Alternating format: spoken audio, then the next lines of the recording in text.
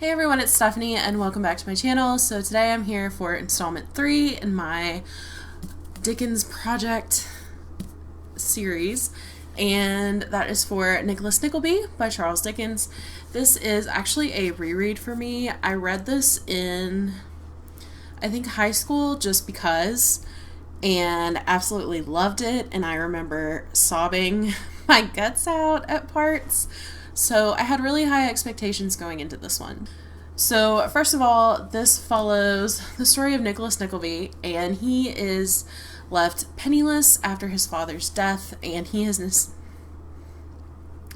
sister have to appeal to his wealthy uncle Ralph to help him find work and just really help him protect his mother and his sister. But Ralph Nickleby proves to be kind of a jerk, and so Nicholas finds himself forced to make his own way in the world. So one thing Ralph did do is help Nicholas get a job at this school. It's spelled like Do the Boys Hall, but I think it's Doth the Boys Hall. I could be totally wrong, please correct me. But there we have a very eccentric school teacher, Wackford Squeers. The name says it all. And he is a very tyrannical headmaster, and the school is basically a school for unwanted boys.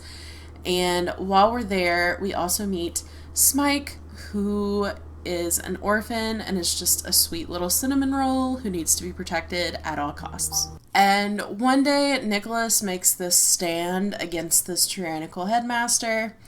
Things go south, and things just go from there.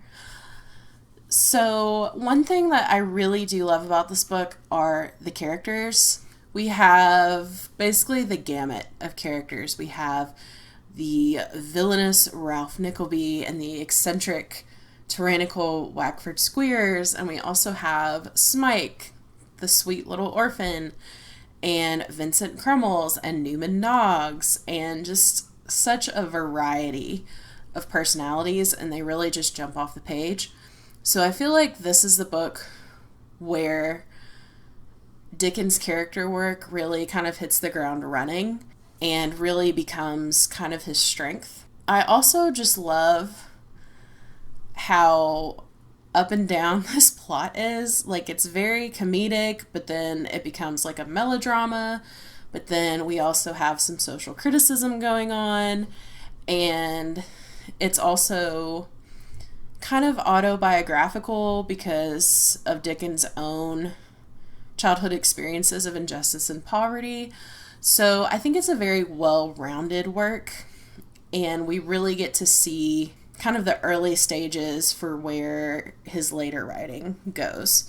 You can definitely tell this is a building block, but it's a very good building block. It's kind of episodic, and we go on adventures with Smike, and they just encounter the best and worst of humanity, basically. I personally really like Nicholas Nickleby as a character, but I think if you do not like him, you probably will not like this book.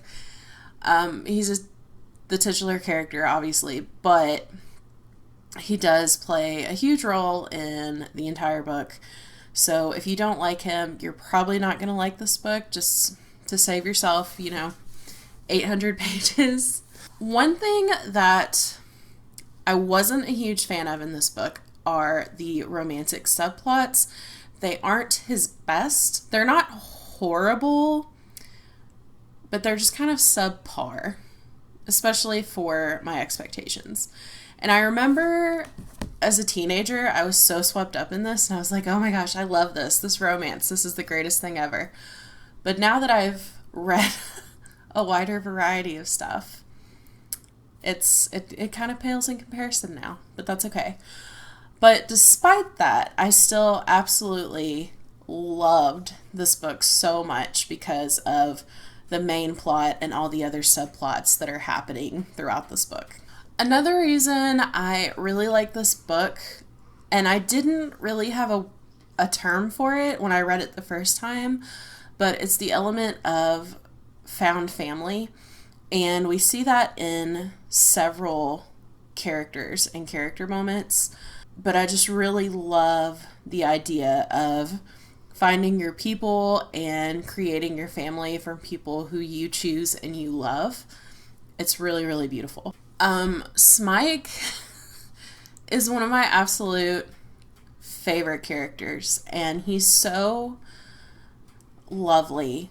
And I think Dickens did a really great job with his plot line and his character development. His story is really heartbreaking, but it's really beautiful, and I love the relationship that he develops with Nicholas.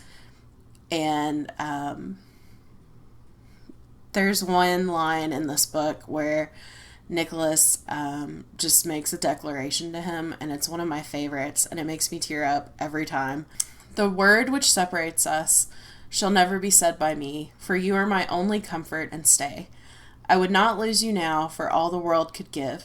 The thought of you has upheld me through all I have endured today, and shall, through 50 times such trouble. Give me your hand. My heart is linked to yours. We will journey from this place together." And I just love their friendship so much and just how pure it is. And that line just kills me every time.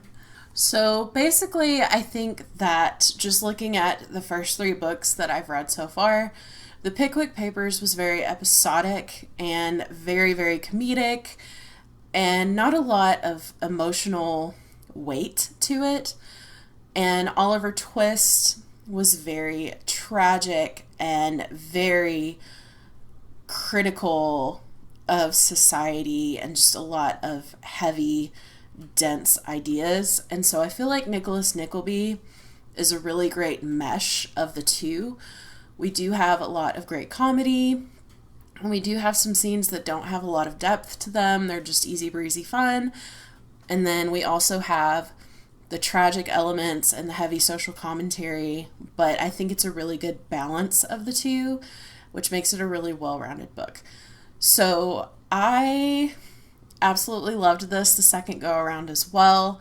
It was so much fun to be back with these characters, and I remembered more than I thought I would from this book, which I think is a testament to how well it was written, that it just stuck with me so long since high school, especially Smike and Nicholas's relationship. It's just my favorite. So have you read this book? If so, please let me know down below. If you'd like to leave an emoji, leave some kind of school emoji for the school.